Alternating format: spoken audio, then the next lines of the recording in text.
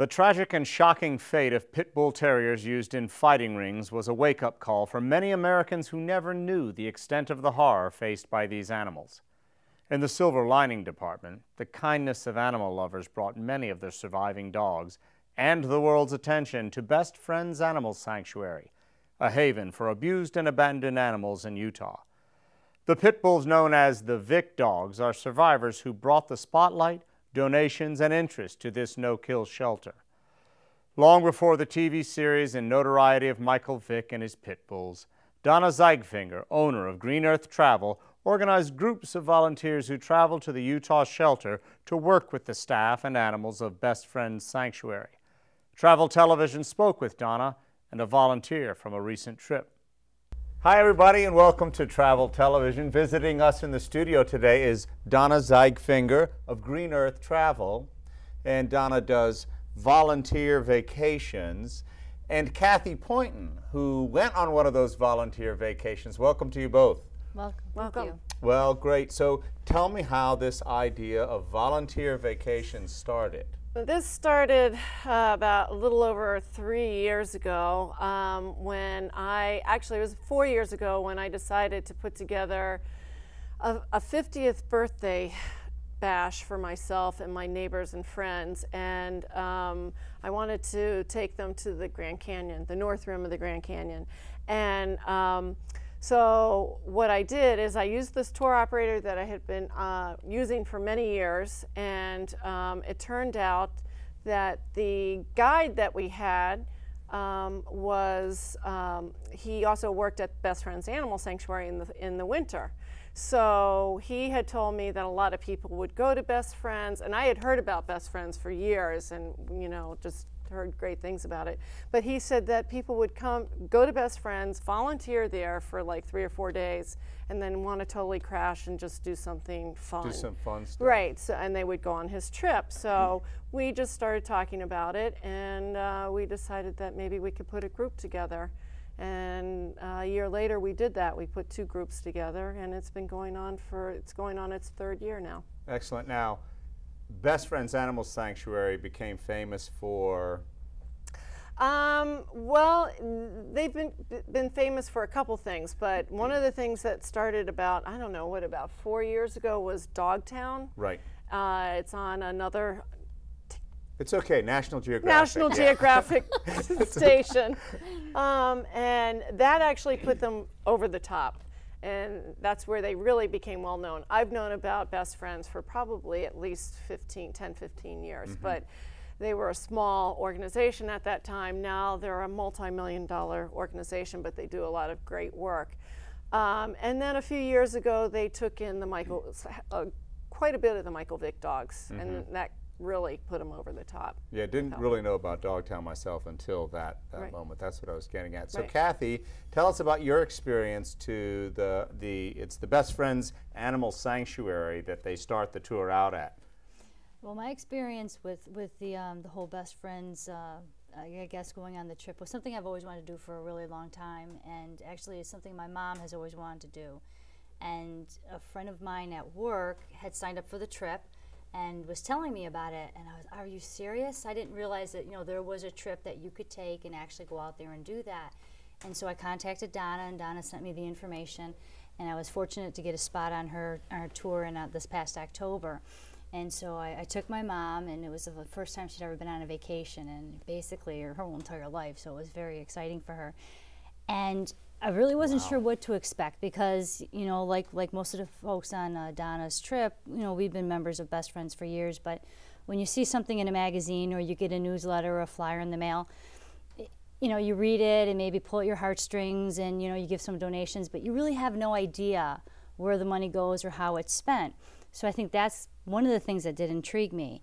So when we went on the trip and I went out there, I mean, for them to say that they take care of the animals out there is an absolute understatement.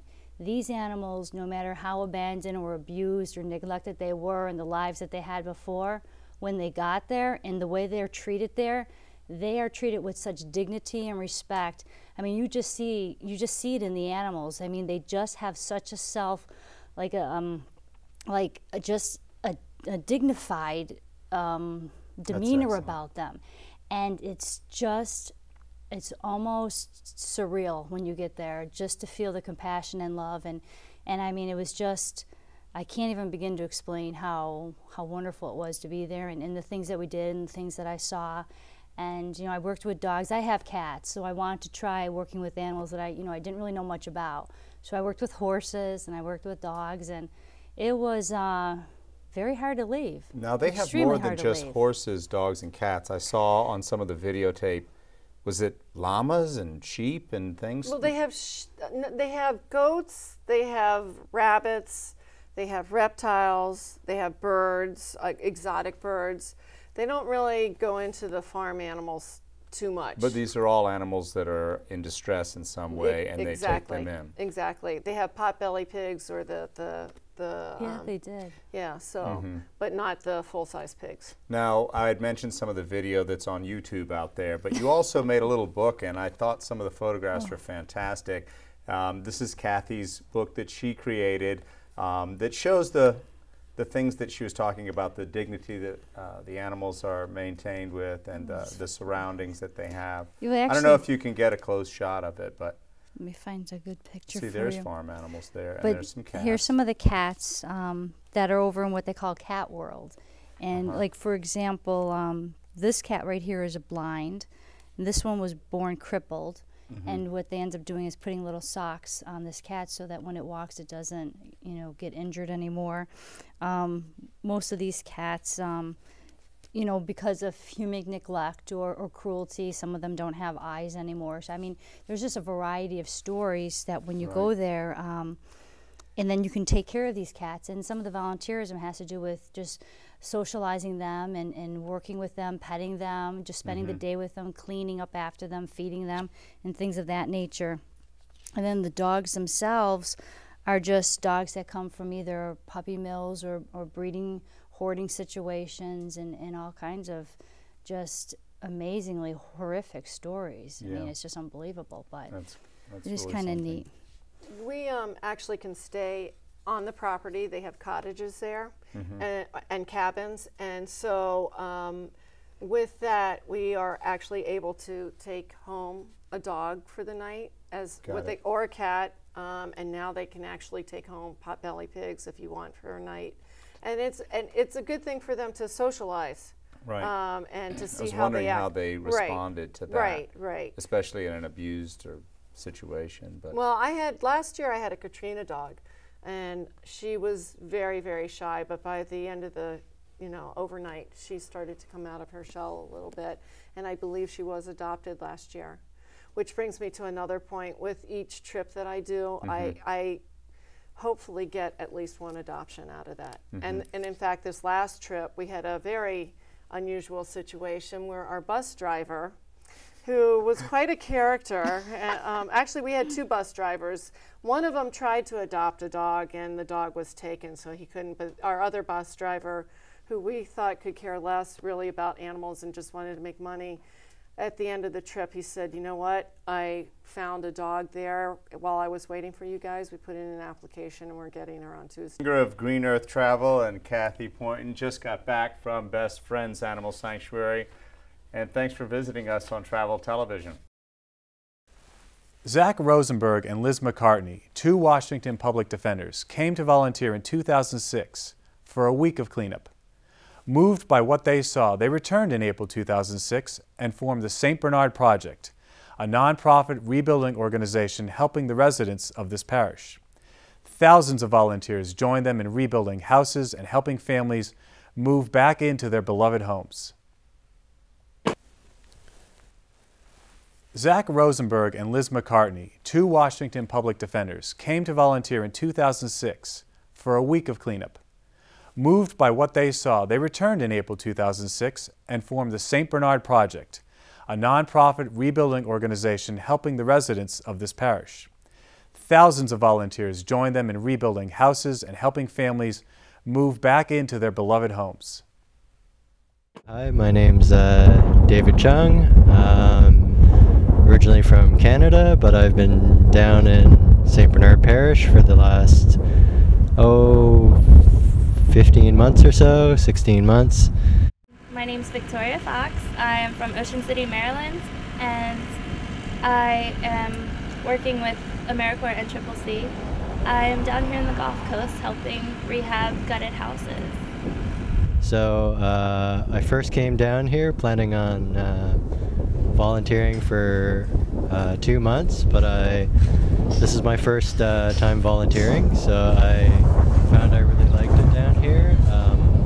Not only the work I was doing and the sort of good feelings you get from doing the work, but I fell in love with sort of the people of the parish.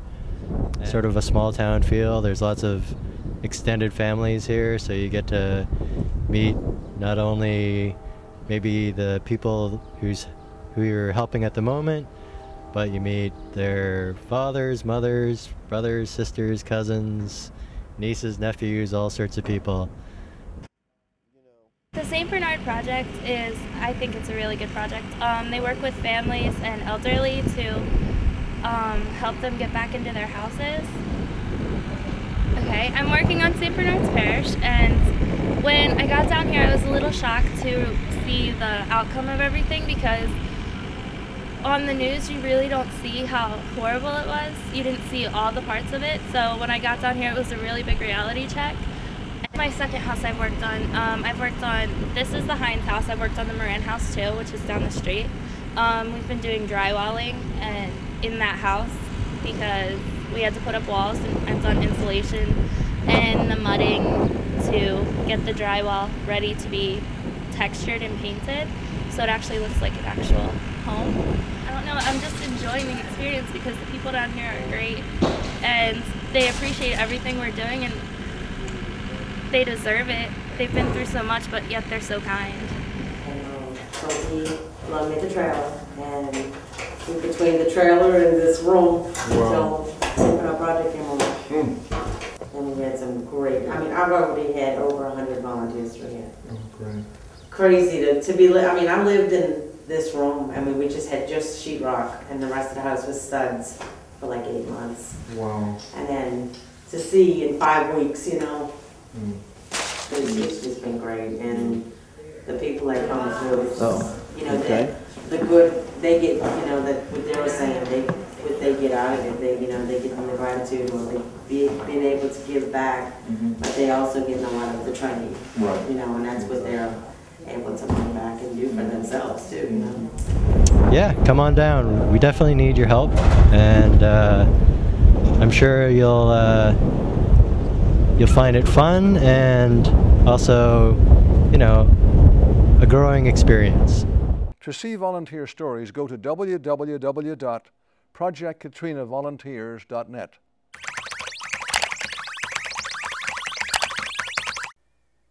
If you want to get back to nature in the truest sense of the word, then check out one of our favorite websites. That link will take you to Help Exchange, otherwise known as HelpX, an online listing of host organic farms, non-organic farms, farm stays, homestays, ranches, lodges, bed and breakfasts, backpacker hostels, and even sailing boats that welcome volunteers to stay with them short-term in exchange for food and accommodation. Its main goal and objective is to provide a platform for cultural exchange for working vacationers who would like the opportunity during their trips abroad to stay with local people and gain practical experience. In the typical arrangement, the helper works approximately 4 hours per day and in exchange gets free lodging and meals for their efforts. This time range can vary widely depending upon the tasks at hand and the host's preferences.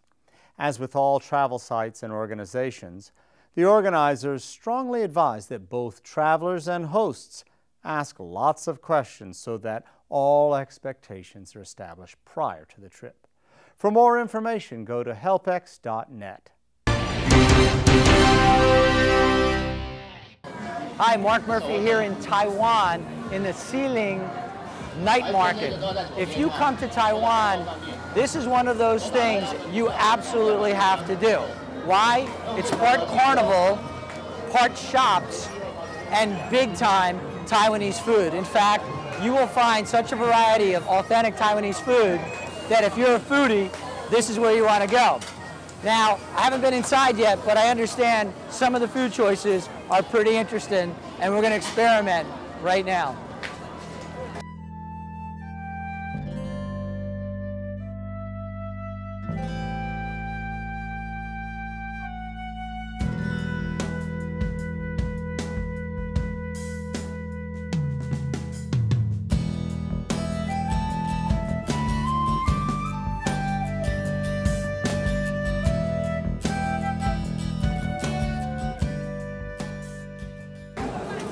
Hey, now if I had any idea what this said, I could probably order something. So my suggestion, get someone who can translate for you. Hello, you speak English? No, huh? I just have to point, right? You're on camera, you know that, right? You gonna smile? You gonna smile, big? It's okay.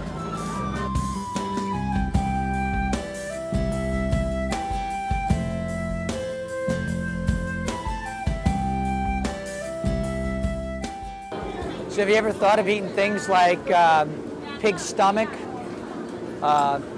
Some other part of the pig, I'm not sure. I know that's pig heart. We've got pig liver, chicken liver, and we're going to throw in a little seafood. We've got oysters. Pretty much anything you want.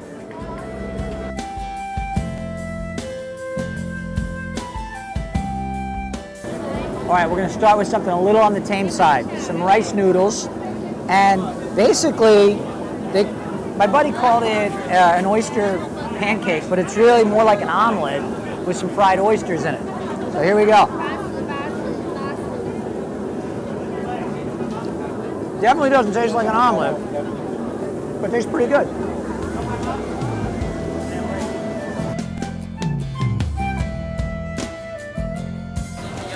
All right, now, you know what they call this?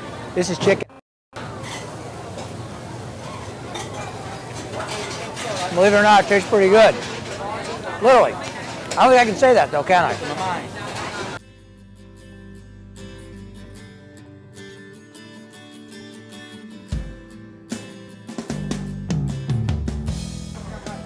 I was told we need to try something called stinky tofu. And I'm standing here in one of the stalls where they make it, and you can definitely smell it. And it smells pretty bad, to be frank. We were able, through a translator, to find out how it's made, and we didn't get the total gist of it, but basically they take the tofu and they soak it in basically the shells of prawns with some other stuff in it, and they let it ferment so it starts smelling really bad. Then they take it out and they cook it up one of two ways. They either make it a spicy dish or they actually deep fry it. So I think we're going to try the deep fried variety and see if it tastes better than it smells.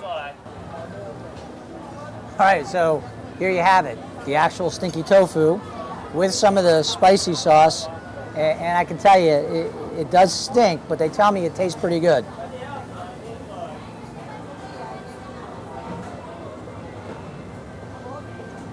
You know what?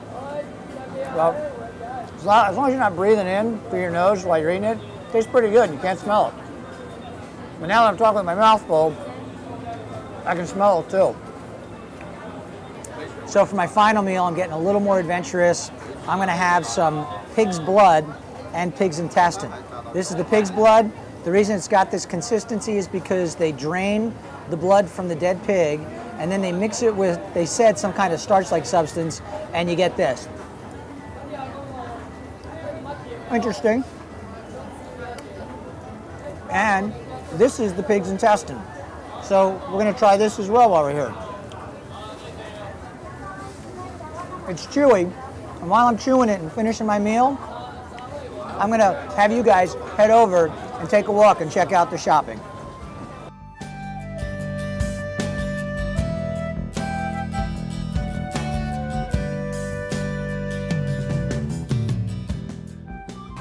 Right around the corner from the night market is this shopping street, which, as you can see, maybe you can't, I can, but farther than I can see, it is just a sea of people and a sea of shopping.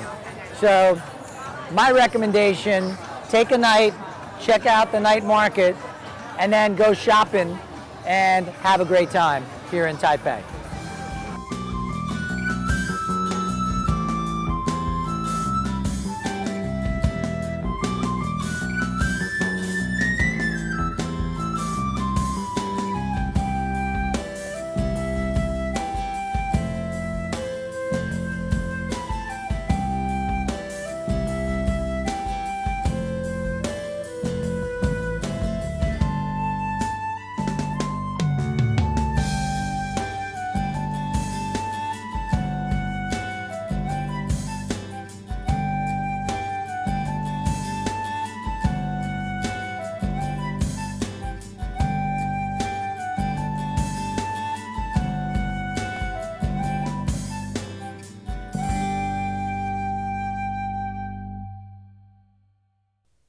making a center for musicians in New Orleans. Next. Well, so I'm originally from Florida, and I'd spent my whole life there. So I really was interested in traveling and getting to see more of the United States. So I thought that AmeriCorps and CCC was a really good balance between those two things.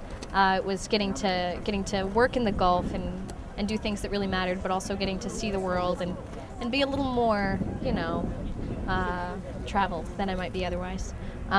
So I picked AmeriCorps and CCC, and then on my team I am the media coordinator, and my job is to coordinate between all the different organizations that are publicizing what we do and make sure that they have enough information and know what we're doing and where we're doing it, and to make sure that I talk to them and then make sure that AmeriCorps knows that we have been publicized.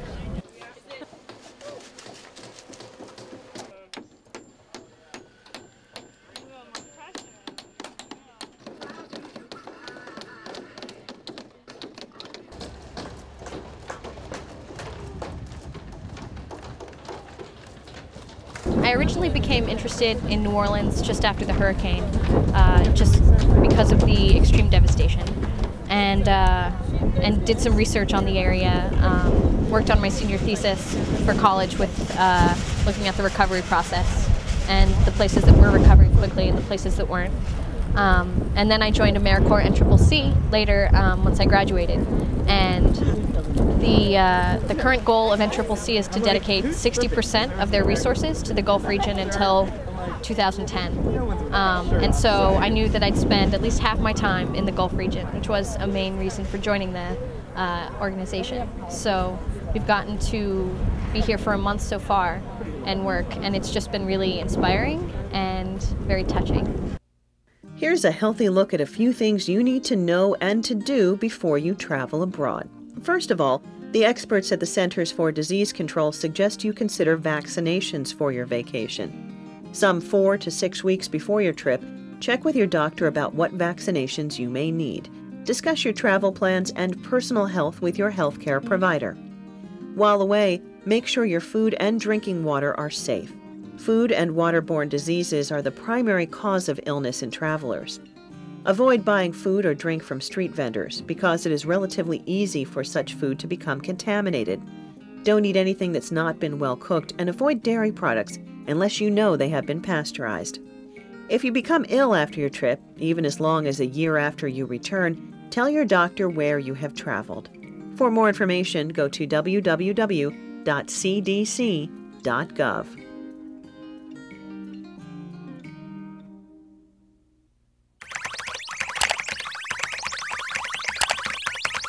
Visit CIEE.org to learn about the Council of International Educational Exchanges, the leading United States non-governmental organization for international education. CIEE creates and administers programs that allow high school and university students and educators to study and teach abroad. This is a one-stop shop to find all of the tools you need to start your own cultural learning experience. The organization's website provides detailed information on hosting exchange students, studying or teaching abroad, and initiating international training programs to globalize the workplace. They also include information specifically for U.S. high schools. Their website has areas for all types of people trying to become involved in world travel and cultural exchanges. So visit CIEE.org to learn how you can create your own international experience. You don't have to travel to the Gulf Coast to volunteer your time and enthusiasm. You can be a virtual volunteer at Traveltelevision.org. We need people to help us with our web development and maintenance. We need writers, producers, video editors, artists, and anyone who has expertise in outreach and marketing. Make a difference by volunteering with this nonprofit organization, and you'll be giving a much-needed virtual boost to the volunteers in Louisiana and Mississippi. Please email us at iwantohelp@traveltelevision.org. Your trips abroad are likely to be safe. However, unfortunate incidents happen. Here are some tips on how to avoid an unhappy vacation. Dress conservatively. Don't wear expensive-looking jewelry. A flashy wardrobe or one that is too casual can mark you as a tourist. Carry the minimum amount of valuables necessary for your trip and plan a place or places to conceal them. Don't bring anything you would hate to lose.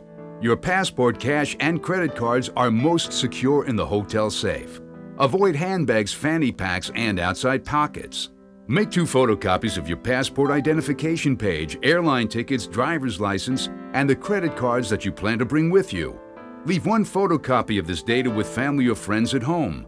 Pack the other in a place separate from where you carry your valuables. As much as possible, plan to stay in larger hotels that have more elaborate security. For more safety tips and up-to-date travel warnings, go to travel.state.gov.